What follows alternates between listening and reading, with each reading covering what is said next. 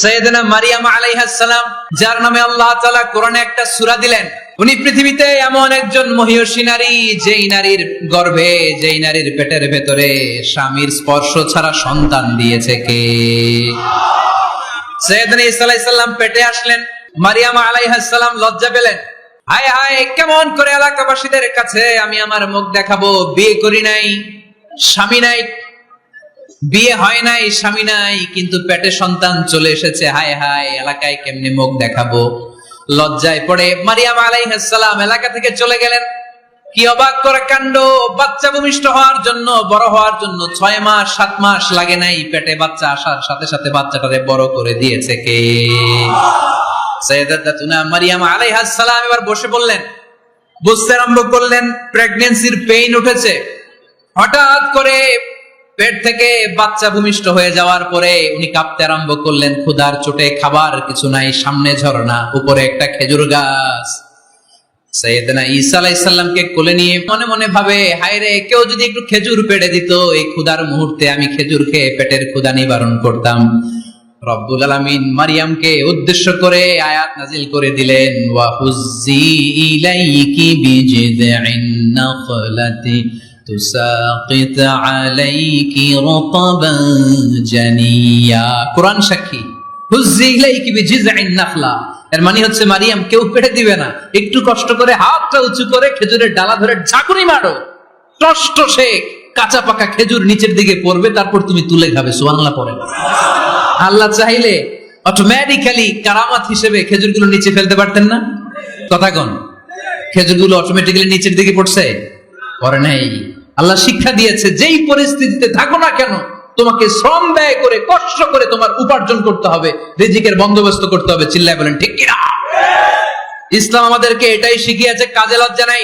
আবার বিশ্বনবী বললেন, ইন কামাতিস সাআ ওয়া ফি ইয়াদি আহাদিকুম ফাসিলাতুন, তোমাদের কারো হাতে যদি একটা চারা বীজ থাকে, সে যদি দেখে কিয়ামত হতে শুরু করেছে, ফাইন ইসতাতাআ আন ইয়াগরিসাহা ক্বাবলা আন তাকুমাস সাআ ফালইয়াগরিসহা, কারো হাতে একটা চারা বীজ নিয়ত করেছে, চারা বীজটা রোপণ করবে, ইন দা মিন টাইম দেখলো কিয়ামত হতে শুরু করেছে, বিশ্বনবী বললেন, যদি তোমার সুযোগ থাকে কিয়ামত হওয়ার আগে চারা বীজটা রোপণ করে দাও। কথা বুঝতে পেরেছেন? আপনার হাতে একটা চারা বীজ, আপনি প্ল্যান করেছেন এই চারা বীজটা রোপণ করবেন, ইন দা মিন টাইম দেখলেন কি হওয়া শুরু হয়েছে? ইযা জুলজিলাতিল আরদু জিলজালাহা, দ্য বিগেস্ট আর্থকোয়েক, ভূমিকম্প শুরু হয়েছে, কিয়ামত হয়ে যাবে। বিশ্বনবী বললেন, কিয়ামত হইতেছে ওদিকে, আর তোমার হাতে যদি চারা বীজ থাকে, দেরি করো না, কিয়ামত তোমার কাছ পর্যন্ত আসার আগে সুযোগ পেলে চারা বীজটা রোপণ করে দাও। ইসলাম শিখিয়েছে শেষ নিঃশ্বাস পর্যন্ত তোমাকে লড়ে যেতে হবে। এই পৃথিবীতে কেউ কাউকে জায়গা করে দেয় না, জায়গা করে নিতে হবে। এই পৃথিবীটা, the life is not a bed of roses, এটা ফুল বিছানো কোনো ফুল সজ্জা নয়, এটা কণ্টকাকীর্ণ। কেউ আপনার স্পেস করে দিবে না, কেউ আপনাকে সুযোগ করে দিবে না, কেউ আপনার জায়গা করে দিবে না, বরং আপনি জায়গা করে নিলে টাইনা নিচে নামাবে। কথা বলেন? এজন্য কখনো অলসতাকে স্থান দেয়া যাবে। রাসূল বাত্তালি দুক্কানু শয়তান, অলস মস্তিষ্ক শয়তানের আড্ডা। অলস যদি কেউ থাকে, এটারে টেনে বেঁধে কাজে নামাবেন। পারা যাবে? আমরা আজকে অলসতাকে নো বলে যাবে মাহফিল থেকে। অলসতাকে আমরা কি বলবো? আওয়াজ করে বলতে হবে। অলসতাকে কি বলবো আমরা? মুমিনের জীবনে কোনো অলসতা নাই। অলস হয় মুনাফিকরা। অলস হয় কারা? চিল্লায় বলতে হবে। মুমিনরা অলস হয়? অলস হয় কারা? এজন্য কোরআনে আল্লাহ একথাও বলে দিলেন, ওয়া ইযা কামু ইলাস সালাতি কামু কুসালা ইউরাউনান নাসা ওয়ালা ইয়াযকুরুনাল্লাহা ইল্লা কালিলা। সুবহানাল্লাহ পড়েন। মুনাফিকরা যখন মানুষকে দেখানোর জন্য নামাজে যায়, ওই নামাজে তাদের ইখলাস নাই, ওই নামাজের ভেতরে তাদের কোনো খুশু খুদু নাই, ওই নামাজের ভেতরে আছে শুধু অলসতা। ওই নামাজে কি আছে? কিন্তু আমরা যখন নামাজে যাই, আমাদের অলসতা আছে? আমরা নামাজ পড়লে আমাদের হৃদয়টারে সজীব করে দেয় কে? আমরা ওযু করলে আমাদের মনটাকে চাঙ্গা করে দেয় কে? আমরা মসজিদে ঢুকলে হৃদয়টাকে প্রাণবন্ত করে দেয় কে? মুমিন তো নামাজে গেলে চাঙ্গা হয়, মুমিন ওযু করলে চাঙ্গা হয়। বিষ্ণু ইসা ইসলাম বললেন, ইয়াকিদু শাইতানু আলা কাফিয়াতি রাসি আহাদিকুম ইদা নাম। খেয়াল করে শুনবেন ভাইরা, চমৎকার একটা হাদিস। আমরা যখন ঘুমোতে যাই, শয়তান আমাদের প্রত্যেকের মাথার পিছনে 3টা অলসতার গিট মারে। কয়টা? আওয়াজ করে বলেন। 3টা অলসতার গিট মারে। ইয়াকিদু শাইতানু আলা কাফিয়াতি রাসি আহাদিকুম সালাসা উকাব। 3টা গিট মারে যখন আমরা ঘুমোতে যাই। অলসতার 3টা গিট মেরে আমাদের কানের সামনে এসে ফিসফিস করে মন্ত্র পড়তে থাকে, আলাইসা লাইলুন তাওয়িলুন ফারকুদ, আলাইসা লাইলুন তাওয়িলুন ফারকুদ। বিশাল লম্বা রাত, ঘুমাও, অনেক সময় আছে, ঘুমাও। রাত 5টা বেজে যাচ্ছে, তাহাজ্জুদের সময় শেষ হয়ে যাচ্ছে, তখনও শয়তান বলে রাত অনেক লম্বা, ঘুমাও। ফজরের সময় পার হয়ে যাচ্ছে, সূর্য উঠে যাচ্ছে, শয়তান বলে আলাইসা লাইলুন তাওয়িলুন ফারকুদ, এখনো অনেক সময় আছে, লম্বা লম্বা লম্বা চৌড়া রাত পড়ে আছে, তুমি ঘুমাও। বিশ্বনবী বললেন ফাইন ইস্তাইকাযা ওয়া যাকারাল্লাহ ইনহাল্লাত উকদা। আমার উম্মতের কেউ যখন ঘুম থেকে জেগে ঘুম থেকে ওঠার দোয়া পড়া শুরু করে দেয়, অলসতার প্রথম গিটটা সাথে সাথে খুলে দেয় কে?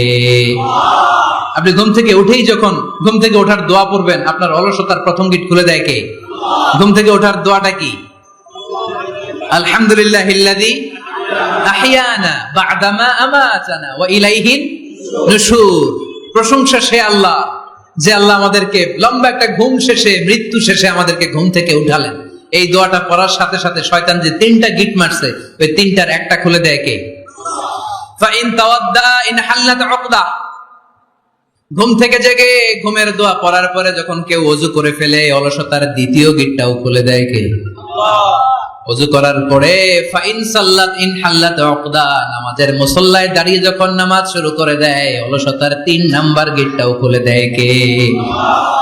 3টা গিট যখন খুলে দেয়, বিষ্ণু ইসলাম বললেন ফাসবাহা নাশীতাল কলব, নাশীত, তখন মুমিন বান্দা সজীব হয়ে ওঠে, প্রাণবন্ত হয়ে ওঠে, উচ্ছ্বসিত হয়ে ওঠে। ওয়া ইল্লা খাবিসান নাফসি কাসলান, আর যদি ঘুমিয়ে থাকে, 3টা গিট তার মাথার পেছনে শয়তানের অলসতার লেগে থাকে, তাহলে তার দিনটা শুরু হয় অলসতা দিয়ে, আর সে হয় অলসতার রাজা। চিল্লায় এখন ঠিক কিনা?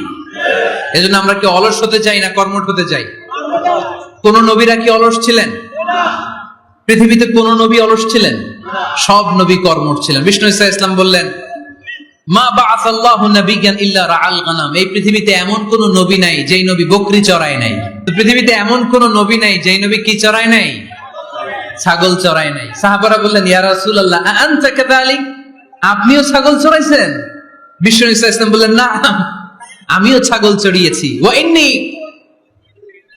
আরআহা আলা কারারিতি আহলি মক্কা, আমি তো মক্কাবাসীদের অল্প কিছু পয়সার বিনিময়ে তাদের ছাগলগুলোকে চড়িয়ে দিতাম। সুবহানাল্লাহ পড়বেন না? বিষ্ণু ইসলাম ছাগল চড়াতে। ছাগল চড়ানো সহজ কাজ না কঠিন কাজ? কেন কঠিন এটা? হ্যাঁ, টেরা খুঁটি মারে। হ্যাঁ, কি করে? বসে থাকতে হয়। তো ছাগল যারা পালে তারা জানে ছাগল পালা কত কষ্ট। ওরা ডানে টান দিলেও কই যায়? রশি ধরে বায়ে টান দিলে কই যায়? সামনে টানলে কই যায়? পিছনে টানলে কই যায়? সারা সপ্তাহ আপনি সময় পান না এটার গোসল করাবেন। ভাবলেন আজকে জুমার দিন আমিও গোসল করি, এটারও গোসল করাই। এটারে আপনি পুকুর ঘাটে নিবেন, টান দিয়েছেন, ওর বাপের কিরা, ও 1 ইঞ্চিও সামনে যাবে না। ঠিক কি না? এই টেরা প্রাণী আল্লাহর কি মহিমা। আল্লাহ তাআলা পৃথিবীর সবচেয়ে শ্রেষ্ঠতম মানুষদেরকে ছাগল চড়িয়ে ছেড়েছেন। ঠিক কি না?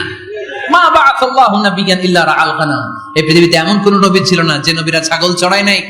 আল্লাহ বুঝাতে চাইলেন ছাগল চড়ানো অনেক কষ্টের কাজ, অনেক ধৈর্যের প্রয়োজন। এখন নবীরা তোমরা ছাগল চড়াও, কিছুদিন পর ছাগলের চেয়েও টেরা জাতি মানুষ চড়াইতে হবে। মানুষের মধ্যেও টেরা আছে না নাই? ভালো বললে ভালোটা বুঝে না, ডাইনে যেতে গেলে বায়ে যায়, বায়ে যেতে বললে ডাইনে যায়, এরকম আছে না নাই? সম্মানিত ভাইয়েরা, সমস্ত আম্বিয়া আলাইহিমুস সালাম ওনারা কর্মঠ ছিলেন। সাইয়েদনা আদম আলাইহিস সালাম নিজ হাতে চারা গাছ রোপণ করে চাষাবাদের কাজ করেছেন। সুবহানাল্লাহ পড়েন। সাইয়েদনা ইব্রাহিম আলাইহিস সালাম চাষাবাদের কাজ করেছেন। সাইয়েদনা দাউদ আলাইহিস সালাম নিজ হাতে যুদ্ধের জন্য যে পোশাক পরতে হয়, যেটা পরলে গায়ের মধ্যে ছুরি মারলেও ঢুকে না, ওই শিরস্ত্রাণ বানিয়েছেন, নিজ হাতে তলোয়ার বানিয়েছেন। সুবহানাল্লাহ পড়েন। সাইয়েদনা মুসা আলাইহিস সালাম ছাগল চড়িয়েছেন। সাইয়েদনা মুসা আলাইহিস সালামের মেজাজ নরম না গরম? নবীদের মধ্যে সবচেয়ে বেশি মেজাজওয়ালা, নবী ছিলেন মুসা আলাইহিস সালাম, উনিও 8 থেকে 10 বছর সাইয়েদনা শুআয়ব আলাইহিস সালামের এরিয়াতে ছাগল চড়িয়েছেন। চিল্লায় বলেন সুবহানাল্লাহ। এজন্য নবীরা যেহেতু কাজ করেছেন, কর্মঠ ছিলেন, আমরাও কর্মঠ হব, ঠিক কিনা? সাহাবারাও কর্মঠ ছিলেন, বিশ্বনবীর সাহাবারাও ব্যবসা করতেন। সাইয়েদনা আবু বকরের বিশাল ব্যবসা প্রতিষ্ঠান ছিল। সুবহানাল্লাহ পড়েন। আপনারা হজ উমরা করেছেন কে কে? দেখি করছেন? মাশাআল্লাহ। যারা করে নাই আল্লাহ তাদেরকে আল্লাহর ঘর জিয়ারতের তুমি নসিব করো। আমিন। বিশ্বনবীর মাকবারার সামনে দাঁড়িয়ে আমরা যেন সালাম পেশ করতে পারি, তুমি নসিব করো। আমিন। বাইতুল্লাহ শরীফে এবং মসজিদ নববীতে আমরা যেন সালাত আদায় করতে পারি, আল্লাহ তুমি নসিব করো। আমিন। সাইয়েদনা আবু বকর রাদিয়াল্লাহু তাআলা আনহুর ব্যবসা প্রতিষ্ঠান ছিল মক্কার কাবা ঘরের পাশেই। উনার ব্যবসা প্রতিষ্ঠানগুলো যেখানে ছিল ঠিক ওইখানেই সৌদি সরকার এখন শপিং মল বানিয়ে দিয়েছে, মাসজিদ আবু বকর। মক্কা শহরের যেখানে বহিরাগতরা এসে ওখানে ছাগল, ওখানে ঘোড়া, উট এগুলো রাখতো, আস্তাবল রাখতো, ঘোড়া আর উট যেখানে রাখা হতো ঠিক ওই জায়গায় সৌদি সরকার ওটার পার্কিং লট বানায় দিচ্ছে। মানে যেখানে আগে সাহাবাদের ব্যবসার জায়গা ওইখানে বর্তমানে শপিং মল। যেখানে আগের সময়কাল সাহাবারা উট আর ঘোড়া রেখে বাঁধতো, ওইখানে এখন গাড়ি ঘোড়া রাখার ব্যবস্থা করা হয়েছে। সাইয়েদনা আবু বকর অনেক বড় ব্যবসায়ী ছিলেন। ওনার নিজ টাকা দিয়ে হাবাসা থেকে আসা সাইয়েদনা বেলালকে তিনি 20,000 স্বর্ণ মুদ্রা দিয়ে উমাইয়া ইবনে খালাফের কবল থেকে তিনি মুক্ত করেছেন। সাইয়েদনা উসমান যুন্নুরাইন বড় ব্যবসায়ী ছিলেন। নিজের টাকা দিয়ে মদিনার মুসলমানেরা পানি খেতে পারে না, বিরে রুমা নামে একটা কুয়া ছিল, এই কুয়ার মালিক ছিল ইহুদি। মুসলমানেরা পানি খেতে গেলে এসে বকা দিত, পানি খেতে দিত না। বিশ্বনবী বললেন, আমার সাহাবীদের মধ্যে এমন কি কেউ নাই নিজের অর্থায়নে বীরে রোমা কিনে মুসলমানদেরকে দিয়ে দিবে? সাইয়েদনা উসমান যুন্নুরাইন বলল, ইয়া রাসূলুল্লাহ, আপনার খেদমতে আমি হাজির। মুহূর্তের মধ্যে সাইয়েদনা উসমান যুন্নুরাইন নিজের অর্থায়নে বীরে রোমাটা কিনে মুসলমানদের জন্য সদকা করে দিয়েছে। তো ব্যবসা না করলে, কর্মঠ না হলে, উপার্জন না হলে সদকা করা যাবে? চিল্লায় বলেন করা যাবে? সুনানে তিরমিজির বর্ণনা, বিষ্ণু ঈসা ইসলাম মক্কা থেকে যত সাহাবারা হিজরত করে মদিনায় এসেছে, মদিনাতে কোন না কোন সাহাবার সাথে বিশ্বনবী ভ্রাতৃত্বের বন্ধনে আবদ্ধ করে দিয়েছে। সুবহানাল্লাহ পড়েন। এজন্য মক্কা থেকে যারা এসেছে এদেরকে বলে মুহাজির। এদেরকে কি বলে? আর মদিনায় যারা ছিল এদেরকে বলে আনসার। এদেরকে কি বলে? আওয়াজ করে উত্তরে দিবেন। মক্কা থেকে যারা এসেছে তাদের নাম মুহাজির, আর যারা মদিনার সাহাবী তাদের নাম আনসার। মক্কা থেকে হিজরত করে যে সমস্ত সাহাবারা এসেছিল তারা ছিল মদিনার মেহমান। বিশ্বনবী এক এক মক্কার সাহাবীকে মদিনার এক এক সাহাবীর সাথে ভ্রাতৃত্বের বন্ধনে আবদ্ধ করে দিলেন। আব্দুর রহমান ইবনে আউফ রাদিয়াল্লাহু তাআলা আনহু, ওনার সাথে ভ্রাতৃত্বের বন্ধনে যে সাহাবীকে বিশ্বনবী আবদ্ধ করে দিলেন ওনার নাম হচ্ছে সাদ ইবনে রাবিয়া। কি নাম? মদিনার অনেক বড় ব্যবসায়ী। বিশ্বনবী বললেন, ও আব্দুর রহমান ইবনে আউফ, সম্পদ ছেড়ে দিয়ে, পরিবার ছেড়ে দিয়ে, স্থাবর সব ছেড়ে দিয়ে আল্লাহ রাসূলের ভালোবাসায় মক্কা থেকে মদিনায় এসেছো। মদিনায় তোমার চিন্তা নাই, সাদ ইবনে রবিকে আমি তোমার ভাই বানিয়ে দিলাম। সাদ ইবনে রবি তোমার আপন ভাইয়ের মতো। সাদ ইবনে রবি বলল, আব্দুর রহমান, জীবনে তোমারে কোনোদিন দেখি নাই, তোমারে আমি চিনি না, তোমার নাম শুনি নাই, কিন্তু বিশ্বনবী তো তোমার দায়িত্ব আমাকে দিয়েছে। আমার চেয়ে বড় ধনী এই মদিনার মধ্যে দ্বিতীয় কেউ নাই। আজ থেকে তুমি আমার ভাই, আজ থেকে তুমি আমার কি? আল্লাহ আমাকে যত সম্পত্তি দান করেছে তার অর্ধেক সম্পত্তি আমি তোমার নামে দিয়ে দিলাম। ও আব্দুর রহমান ইবনে আউফ, শুধু তাই নয়, রব্বুল আলামিন আমাকে 2 জন স্ত্রী দিয়েছে। কয়জন? তুমি দেখো আমার কোন স্ত্রীকে তোমার বেশি ভালো লাগে, যার নাম তুমি বলবে সাথে সাথে আমি তারে তালাক দিয়ে দিব। তার ইদ্দত পালন শেষে তুমি তাকে বিয়ে করে তোমার সাথে নিয়ে যাবা। সুবহানাল্লাহ। কারণ বিশ্বনবী তোমার দায়িত্ব আমার কাছে দিয়েছে, তুমি আমার ভাই, আমি মদিনার সবচেয়ে বড় ধনী, আমার অর্ধেক সম্পদ আমি তোমারে দিয়ে দিব। আমার 2 স্ত্রীর 1 স্ত্রীকে তোমারে দিয়ে দিব। সাইয়েদনা আব্দুর রহমান ইবনে আউফ এই কথা শুনে অবাক হলেন। অবাক হয়ে উনিও এক অবাক কথা বললেন। উনি বললেন, লা হাজাতা লি ফি ইয়া আখি, ও আমার প্রাণের ভাই, তোমার কথা শুনে আমার হৃদয়টা ভরে গিয়েছে, কিন্তু তোমার সম্পদেরও দরকার আমার নাই, তোমার স্ত্রীরও দরকার আমার নাই। বারাকাল্লাহু ফি মালিক ওয়া লি আহলিক, আল্লাহ তোমার মালেও বরকত দেখ, তোমার সম্পদেও বরকত দেখ। তুমি শুধু একটু কষ্ট করবা। কি কষ্ট? দুল্লানি আলা সুক, show me the way to the market. তুমি মদিনায় কোনো মার্কেট আছে কিনা, শপিং মল আছে কিনা, ব্যবসা প্রতিষ্ঠান আছে কিনা আমার দেখায় দাও। সুবহানাল্লাহ পড়ো। আমরা হইলে কি করতাম? একজন যদি বলা হয় ভাই আপনি এখন থেকে ভাই আমার অর্ধেক সম্পদ আপনারা দিয়ে দেবে, কি করবে? পায়ের উপর পা তুলে খাবে আর বলবে কি আনন্দ আকাশে বাতাসে, ঠিক কিনা? এরপর যদি বলি ভাই আমার দুই বউ যেটারে সুন্দর লাগে বলেন তালাক দিয়ে দেই, নিয়ে যান, কি বলবে? কি আনন্দ আকাশে বাতাসে। আল্লাহ রাসূলের সাহাবী আব্দুর রহমান ইবনে আউফ বললেন লা হাজাত লি ফি, আমার দরকার নেই, দুল্লানি আলা সুক, just show me the way to market, এখানে মার্কেট কই আছে দেখায় দাও। অবাক হয়ে গেলেন সাদ বিন রাবিব, বললেন ও আব্দুর রহমান ইবনে আউফ, ঠিক আছে তুমি যদি নিতে না চাও তোমারে আমি জোর জবরদস্তি করব না, শুনে রাখো মদিনাতে ইহুদিদের কয়নুকার একটা বাজার আছে। এই কথা বলার সাথে সাথে আব্দুর রহমান ইবনে আউফ চলে গেলেন। এর পরের দিন অল্প কিছু পনির আর ঘি দিয়ে ব্যবসা শুরু করলেন। পনির আর ঘিয়ের ব্যবসা করতে করতে করতে করতে ব্যবসায় তিনি এত লাভ করলেন, উনি বললেন আমি যদি কখনো মদিনার বালুর মধ্যে হাত দিতাম ওই বালুটারও সোনা বানায় দিত কে? দুল্লানি আলা সুক। কর্মঠ যুবক ভাইরা, এ আব্দুর রহমান ইবনে আউফ আমাদের প্রেরণা। উনি অন্যের ঘাড়ে পাড়া দিয়ে খেতে চায় নাই, আরেকজনের উপর ডিপেন্ডেন্ট বা নির্ভরশীল হতে চায় নাই। তিনি স্বাবলম্বী হওয়ার শিক্ষা লেসেন কিয়ামত পর্যন্ত গোটা বিশ্বের যুবকদের জন্য রেখে গিয়েছে। চিল্লায় বলো ঠিক কিনা? দুল্লানি আলা সুক, show me the way to market. Market কোথায় দেখাও। পনির আর ঘি নিয়ে ব্যবসা করতে করতে কয়েক মাসের ব্যবধানে ইতিহাস সাক্ষী সাইয়েদনা আব্দুর রহমান ইবনে আউফ মদিনার বিশাল বড় বিজনেস ম্যাগনেটে পরিণত হয়ে গেলেন। চিল্লায় পড়েন আল্লাহু আকবার। এজন্য ব্যবসার ভিতরে বরকত ঢুকিয়ে দিয়েছে কে? বিষ্ণু বললেন আত-তাজির আস-সাদুকাল আমিন মা'আন নাবিয়্যিন ওয়াস-সিদ্দীকিন ওয়াশ-শুহাদা'i ওয়াস-সালিহিন। আমানতদার ব্যবসায়ী তারা সাধারণ কোনো মানুষ নয়, কিয়ামতের দিন নবীদের সাথে হাসর হয়ে যাবে। আপনারা যারা ব্যবসা করেন এটা সাধারণ বিষয় নয়। বিষ্ণু সাল্লাল্লাহু আলাইহি ওয়াসাল্লাম নিজেও ব্যবসায়ী ছিলেন। ওনার জীবনের প্রথমে তিনি খাদিজা রাদিয়াল্লাহু তাআলা আনহার ব্যবসার স্টাফ হয়ে কাজ শুরু করেছেন, এরপর নিজে ব্যবসা শুরু করেছেন। এরপরে খাদিজাতুল কুবরা রাদিয়াল্লাহু তাআলা আনহা সব সম্পত্তি বিয়ের পরে বিশ্বনবীর পায়ের সামনে ঢেলে দিয়েছেন। বললেন ইয়া রাসূলুল্লাহ এই সম্পদ আমি আপনাকে দিয়ে দিলাম, আপনি ইচ্ছামতো দিনের প্রয়োজনে খরচ করেন। সুবহানাল্লাহ পড়েন। এজন্য বিষ্ণু ঈসা ইসলাম আমাদের জন্য উপমা, আব্দুর রহমান ইবনে আউফ আমাদের জন্য উপমা। যারা ব্যবসা করেন তারা বিষ্ণু ঈসা ইসলামের সুন্নাহ পালন করছেন। আত-তাজির আস-সাদুক আল আমিন। বিষ্ণুই বললেন সত্যবাদী আমানতদার ব্যবসায়ী, যে ব্যবসা করতে যে মিথ্যা কথা বলে না। অনেক ব্যবসায়ীরা আছে পণ্য চালানোর জন্য মিথ্যা কথা বলে আর কসম কাটে, আছে না নাই? এমনটা করা যাবে? সকালবেলা স্ত্রীরে বলে এই গরুগুলা বিক্রি করবো, তুই একটা দাম কত কমো? স্ত্রীরে শিখাই দিচ্ছে এই গরুর দাম তুই 40,000। তো বউ বলে ঠিক আছে দাম কইলাম 40,000। তো এরপরে বাজারে যখন গরু বিক্রি করতে যায় একজন যখন বলে যে ভাই এটা 30,000 টাকা দিয়ে কিনবো, ভাই আল্লাহর কসম সকালে একজন 40,000 দাম কইছে আমি দেই নাই। আছে না নাই? কৌশল করে বউরে শিখাইছে সকালে তুই দাম কর 40,000। তো বাজারে যায় সকালে একজন দাম করছে, দাম করে কইছে 40,000 দেই নাই, আপনারা 30,000 কেমনে দেই? এরকম ডাকাইতে আছে না নাই? আরে নাই, আমি কই নাই, এরা কই আছে। সম্মানিত ভাইয়েরা, এজন্য আজকের মাহফিল থেকে আমরা যেটা শিখলাম সেটা হচ্ছে পরিশ্রমে কোনো লজ্জা আছে? আমরা কাজ করে খাবো, ঠিক কিনা? Never under estimate any job. যুবক ভাইয়েরা শুনতেছ?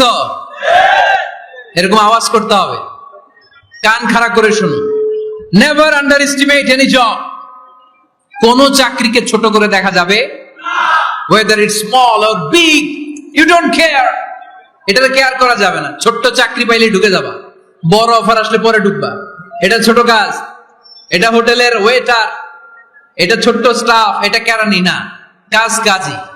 কাজের মধ্যে কোনো ছোট বড় নাই। খেটে খাওয়া মানুষকে বিশ্বনবী অনেক সম্মান করতেন। বিষ্ণু ঈসা ইসলাম খেটে খাওয়া মানুষদেরকে এত ভালোবাসতেন, বিদায় হজের মতো এত গুরুত্বপূর্ণ ভাষণও এই মেহনতি মানুষদের কথা বাদ যায়নি। সুবহানাল্লাহ বলবেন না? দিনটা ছিল জুমাবার। বিষ্ণু ঈসা ইসলাম আরাফাতের ময়দানে দাঁড়িয়ে ঐতিহাসিক একটা ভাষণ দিলেন। এই ভাষণের নাম হলো বিদায় হজের ভাষণ। এই বিদায় হজের ভাষণেও খেটে খাওয়া মানুষের কথা বিশ্বনবী বাদ দেয় নাই। বিশ্বনবী বলেছেন আরিক্কাকুম, খবরদার অধীনস্থ কর্মচারীদের সাথে খারাপ আচরণ করো না। আতইমুহুম মিম্মা তাকুলুন ওয়াকসুহুম মিম্মা তালবিসুন, খবরদার মনে রেখো তোমরা যা খাবে তোমাদের অধীনস্থ কর্মচারীদেরও তা খাওয়াবে, তোমরা যা পড়বে তাদেরও তা পড়াবে। বিশ্বনবী শেষ নিঃশ্বাস ত্যাগ করে যাওয়ার আগে যেই কয়েকটা কথা বলেছিলেন তার মধ্যে মেহনতি মানুষদের জন্য কথা আছে না নাই? বিষ্ণু ইসলাম যখন শেষ নিঃশ্বাস ত্যাগ করবেন তিনি বলেছিলেন আসসালাত আসসালাত, উম্মতেরা নামাজ নামাজ নামাজ ছেড়ে দিও না, নামাজ তরক করো না, নামাজ কাজা করো না। আর বলেছিলেন ওমা মালাকাত আইমানুকুম, অধীনস্থ কর্মচারীদের সাথে খবরদার খারাপ আচরণ করো না। যারা কর্মচারীদের সাথে খারাপ আচরণ করে, যারা মানুষের কাছ থেকে শ্রম নিয়ে কাজ করিয়ে টাকা দেয় না, কিয়ামতের দিন তাদের বিরুদ্ধে মামলা দায়ের করবে কে? কে করবে? হাদিসে কুদসি সাক্ষী বিষ্ণু ইসলাম বলেন, আল্লাহ তাআলা ফরমান আনা খাসমুহুম সালাসাতুন আনা খাসমুহুম ইয়াউমাল কিয়ামা, তিন শ্রেণীর ব্যক্তির বিরুদ্ধে আল্লাহ বলেন আমি নিজেই কিয়ামতের দিন মামলা দায়ের করব। I will be against them in the day of judgment. Three categories of people I will be against them in the day of judgment. তিন শ্রেণীর লোক কিয়ামতের দিন তারা ছাড় পাবে না। আল্লাহ বলেন আমি নিজেই তাদের বিরুদ্ধে মামলা দায়ের করব। এর মধ্যে এক শ্রেণীর লোক হচ্ছে রাজুলুন ইস্তাআজারা জিরান ফাস্তাউফা মিনহু ওয়া লাম ইয়াতি আজরা, একজন শ্রমিক ভাড়া করে তার কাছ থেকে কাজ নিয়েছে কিন্তু তার পারিশ্রমিক আদায় করে নাই। এরকম আছে না নাই? দাপট দেখায় ইউনিভার্সিটির ক্যান্টিন গুলোতে, ইউনিভার্সিটির ক্যান্টিনে যে খায় মাগার বিল দেয় না, এরকম ডাকাইতে আছে না নাই? চায়ের দোকানে চা খায় আগে পরে দিমু বিল দেয় না, আছে না নাই? দোকানে যে পণ্য কিনে বিল দেয় না পরে দিমু, আছে না নাই?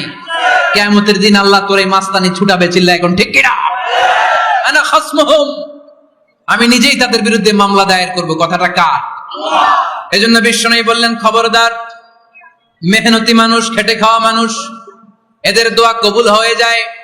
আতুল আজিরা আজরাহু ক্বাবলা আন ইয়াজিফা আরাকুহু, খবরদার বিশ্বনবী বললেন শ্রমিকের ঘাম শুকিয়ে যাওয়ার আগে তাদের পারিশ্রমিক মিটিয়ে দাও। বিশ্বনবীর বিখ্যাত হাদিস আতুল আজিরা আজরাহু ক্বাবলা আন ইয়াজিফা আরাকুহু, শ্রমিকের ঘাম মাটিতে লাগার আগে, শুকিয়ে যাওয়ার আগে তাদের পারিশ্রমিক মিটিয়ে দাও। কেননা তারা যদি বদদোয়া করে তোমার জীবনকে জাহান্নাম বানিয়ে দিবে কে? বিষ্ণু ইসলাম সব সময় খেটে খাওয়া মানুষদেরকে আগলে রাখতেন। সব সময় শুধু যে ভাষণে মেহনতি মানুষদের সাথে ভালো আচরণ করতে বলতেন, শ্রমিকদের সাথে ভালো আচরণ করতে বলতেন এমনটা নয়, ওনার ব্যক্তিগত জীবন ঘাটলেও দেখা যায় উনি শ্রমিকদের সাথে কেমন আচরণ করেছেন। বিষ্ণু ইসলামের একজন খাদেম ছিল, আপনারা তার নাম জানেন? কি নাম? সবাই বলেন আনাস। আওয়াজ করে বলেন বিশ্বনবীর খাদেমের নাম। নামটা কেমন লাগে? ভালো লাগে? ছেলে হইলে রাখবেন তো? রাখবেন?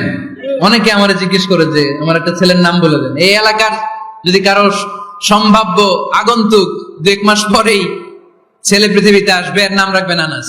নাম কি রাখবেন? খাদিমু রাসূলিল্লাহ, আল্লাহ রাসূল সাল্লাল্লাহু আলাইহি ওয়াসাল্লামের খাদেম।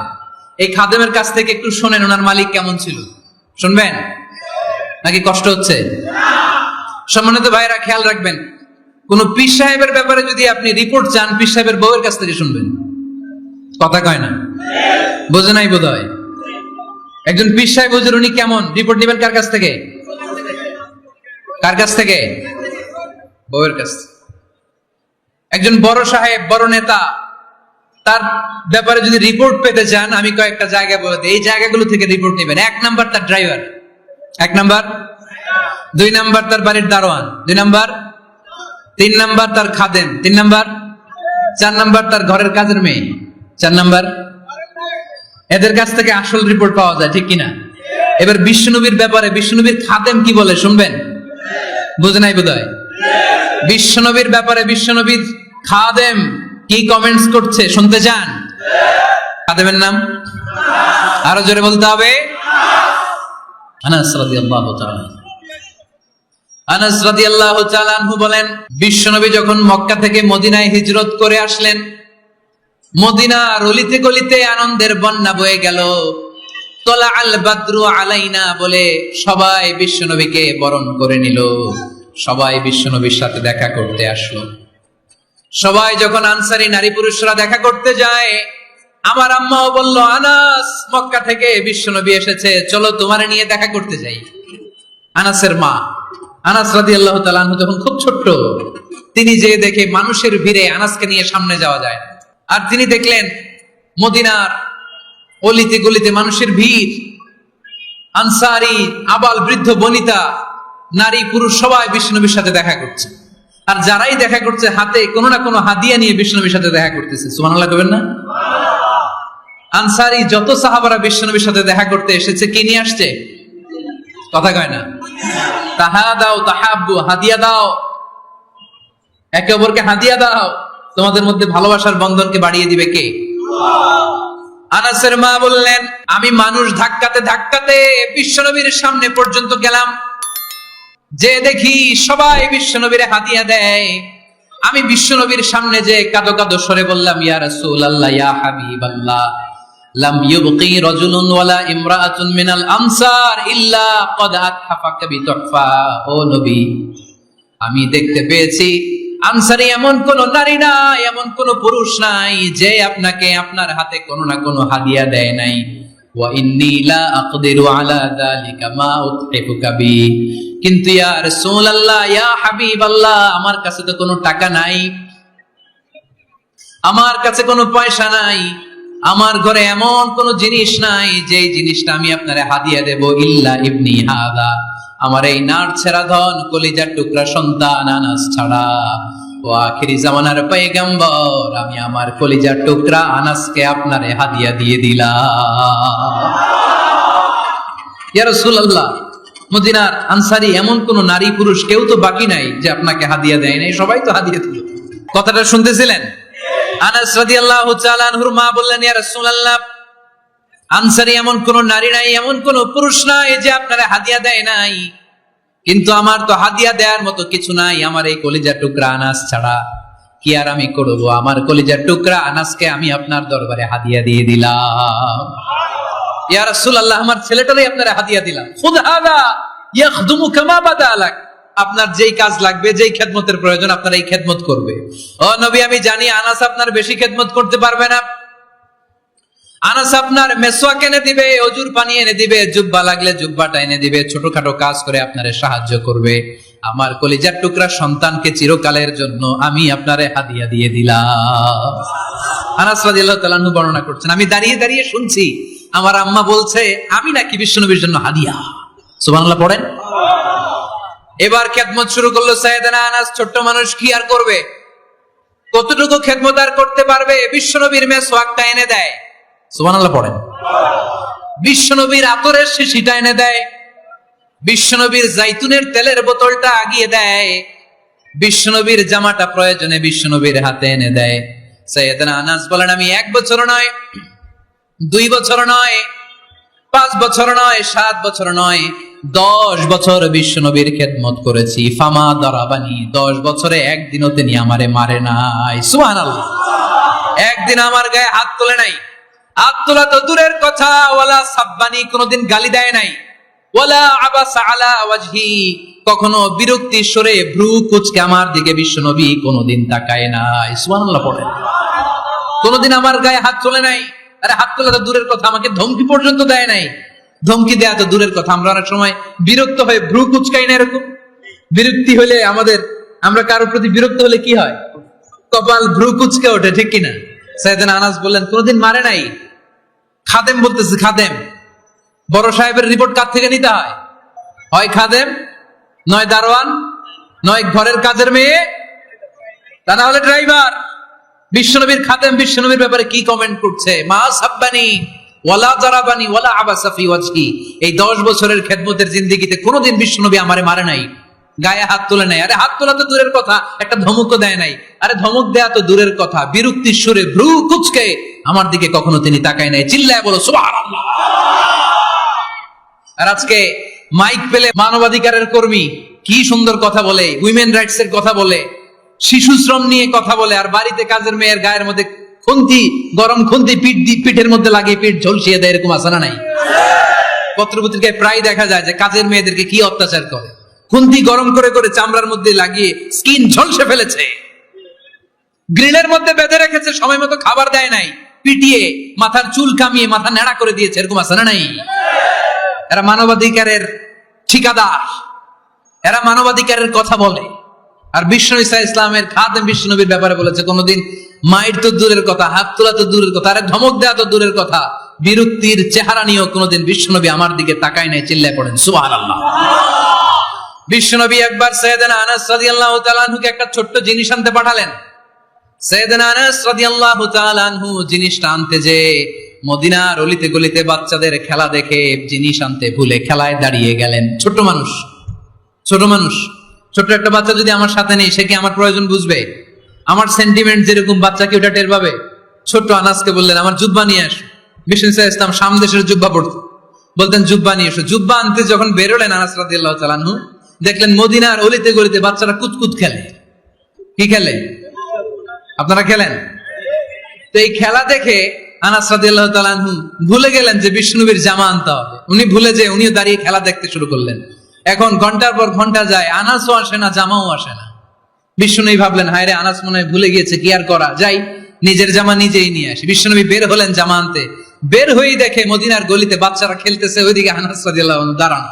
বিষ্ণু ইসলাম কিছু বললেন না, যে উনিও আনাস রাদিয়াল্লাহু তাআলা আনহুর পাশে দাঁড়িয়ে খেলা দেখতে আরম্ভ করলেন। সুবহানাল্লাহ পড়বেন না? সাইয়েদনা আনাস খেলা দেখতে দেখতে দেখতে দেখতে দেখতে দেখতে হঠাৎ বিশ্বনবীর দিকে চোখ পড়ে গেছে। বিশ্বনবীর চোখের দেখে যখন সাইয়েদনা আনাস রাদিয়াল্লাহু তাআলা আনহুর চোখ পড়ে গেছে, সাইয়েদনা আনাস বলে, আমার কলিজাটা এখান থেকে এই দিকে চলে আসছে ভয়ে। কিসে? ভয়ে। উনি বললেন, আমার গলা শুকিয়ে যেতে আরম্ভ করলো, কাঁপতে লাগলাম। আয় হায়, এখন আমার মনে পড়ছে বিষ্ণুনবী জামা আনতে পাঠাইছিল, ভুলে গেছে খেলার আবেশে পড়ে। উনি বললেন, বিশ্বনবী আমারে ধমক দেন নাই, আমার গায়ে হাত তোলেন নাই, জামা আনতে পাঠাইছি, এখানে খেলা দেখতেছো এটাও বলেন নাই, বিরক্তিও প্রকাশ করেন নাই। বিশ্বনবী শুধু একটা হাসি দিয়েছেন, স্মাইল। কি দিয়েছেন? একটা মুচকি হাসি দিয়েছেন। কি হাসি? সাইয়েদনা আনাস বলে, ওই যে ওই দিনের বিশ্বনবীর মুচকি হাসির শাসন মরার আগের দিন পর্যন্ত আমি আনাসকে সোজা রাস্তায় রেখেছি, আর ডানে বায়ে নেই নাই। শাসন করতে জানলে লাঠি লাগে না, শাসন করতে জানলে ধমক লাগে না, শাসন করতে জানলে পিট্টি দেয়া লাগে না, মুচকি হাসি দিয়েও শাসন করা যায় কি যায় না? সাইয়েদনা আনাস বললেন, কোনোদিন মারে নাই, কোনোদিন ধমক দেয় নাই, সব সময় আমাকে আদর করেছে। চিল্লায় পড়েন সুবহানাল্লাহ। এজন্য সব সময় বিষ্ণু ইসলাম শ্রমিকদেরকে ভালোবাসতেন। শ্রমিক কোনো লজ্জা নাই, লজ্জা হচ্ছে অলসতায়। আজ থেকে এই মাহফিল, এই এত বড় আয়োজন, এত বড় গ্যাদারিং তখনই সার্থক হবে যখন আমরা এই সিদ্ধান্তে আসতে পারবো যে আমরা অলস সময় কাটাবো না, আমরা আমাদের এই সময়গুলোকে প্রোডাক্টিভ ওয়েতে কাজে লাগাবো, কোনো না কোনো কাজের সাথে জড়িত হব। Never under estimate any job, whether it's big or small, বড় হোক বা ছোট হোক, কোনো কাজকে আমরা ছোট করে দেখবো না। যে কোনো কাজ করো না ভাই, যে কোনো কাজ করো তা যেন হয় সবার চেয়ে সবচেয়ে সুন্দর। আমাদের অবসর সময়গুলোকে কাজে লাগানোর দরকার আছে না নাই? আমরা নিজেদেরকে কর্মঠ করে, কর্মজীবী হিসেবে, শ্রমজীবী হিসেবে নিজেদেরকে প্রতিষ্ঠিত করতে চাই। রাজি আছে মুসলমান? যুবক ছেলেরা আওয়াজ করে বলো, পারা যাবে? লজ্জা কিসে? লজ্জা কিসে? অনেকে টাঙ্কি মারে, এদিক সেদিক ঘুরে, আর বলে আমার আব্বা চেয়ারম্যান। আরে তোর আব্বা চেয়ারম্যান, তুই কি? আমার আব্বা MP, member of the parliament. আরে তোর বাবা এমপি, এটা তো তার গৌরব, তোর কি আছে সেটা বল। এজন্য নিজের পায়ে দাঁড়াবো। অলসতার সাথে আমাদের কোনো সম্পর্ক। আজকের এই মাহফিল থেকে আমরা অলসতা, অকর্মণ্যতাকে নো বলে দিলাম। অলসতাকে আমরা কি বললাম? আরো জোরে বলতে হবে, অলসতাকে কি বলবো? আর সব সময় কর্মঠ থাকবো, এনার্জেটিক থাকবো, নিজের পায়ে দাঁড়াবো, আইডিয়া জেনারেট করব, এন্টারপ্রেনার হওয়ার চেষ্টা করব, নতুন নতুন উদ্যোক্তা হওয়ার মাধ্যমে আমরা আমাদের নিজেদের ভাগ্য পরিবর্তনের চেষ্টা করব। কারণ আল্লাহ বলেছেন, ইন্নাল্লাহা লা ইউগাইয়িরু মা বিকাওমিন হাত্তা ইউগাইয়িরু মা বিআনফুসিহিম। আল্লাহ তাআলা ততক্ষণ পর্যন্ত কোন জাতির ভাগ্যের চাকার পরিবর্তন করে না যতক্ষণ পর্যন্ত ওই জাতি নিজে নিজের ভাগ্যের চাকার পরিবর্তন করতে না চায়। চিল্লা এখন ঠিক কিনা? লাকাদ খালাকনাল ইনসানা ফি কাবাদ, আমি মানব জাতিকে কষ্ট সহিষ্ণু আর কর্ম সহিষ্ণু করে তৈরি করেছি। স্রষ্টা আমাদেরকে সৃষ্টি করে এক সংগ্রামে ঠেলে দিয়েছে। এখানে সংগ্রাম না করলে বেঁচে থাকা যায়? আমাদের সংগ্রামটা শুরু হয়েছে যখন আমরা মায়ের পেট থেকে বেরিয়েছি, ঠিক কিনা? একটা বাবার স্পার্মের মধ্যে 2 কোটি যদি শুক্রাণু না থেকে সেখান থেকে সন্তান হয় না। তার মানে এই 2 কোটি শুক্রাণুর মধ্য থেকে আপনি একজন সফল মানুষ, যিনি বাকি 2 কোটির মধ্য থেকে সব শুক্রাণুগুলোকে হারিয়ে আপনি সফল হতে পেরেছেন। সেখান থেকে দুনিয়ার বুকে আপনি যখন এসেছেন, আপনাকে সংগ্রাম করে আসতে হয়েছে। যারা সিজারের মাধ্যমে পৃথিবীতে আসে তাদের এই সংগ্রামটা থাকে না, কিন্তু যারা নর্মাল প্রসেসে পৃথিবীতে আসে তাদের প্রচন্ড সংগ্রাম করে প্রচন্ড চাপা খেয়ে পৃথিবীতে আসতে হয়, ঠিক কিনা? কারণ আমাদের সাইজ ছিল অনেক বড়। আমাদের মায়ের যে অঙ্গটা দিয়ে আমরা পৃথিবীতে আসব, ওই জায়গাটা ছিল খুবই সরু। আমাকে সংগ্রাম করে, আমাকে যুদ্ধ করে, আমার নিজের অস্তিত্বের প্রমাণ দিয়ে চিৎকার মেরে এই পৃথিবীতে আসতে হয়েছে। চিল্লায় বলো ঠিক কিনা? এজন্য এই পৃথিবীর বুকে আমরা যতদিন থাকবো সংগ্রাম করে বাঁচতে হবে, ঠিক কিনা?